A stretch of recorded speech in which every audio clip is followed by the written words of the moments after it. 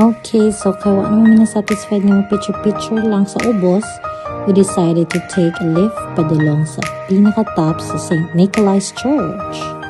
Okay, so curious po ko na sa feeling na makaabto ang 483 feet na tallest building in the world. Kani ato. So mo din yung feeling guys. Ngil-ngig.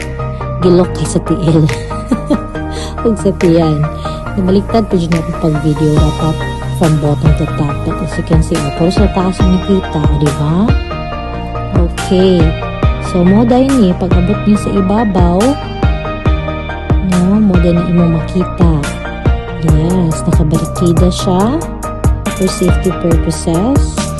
And of course, you can see the overlooking view of the whole Hamburg.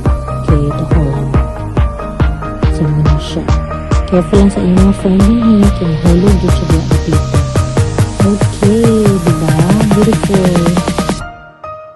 Ito yung behind the cellphone, beautiful. So, muna siya. Ang iyang example. Literal, abot ka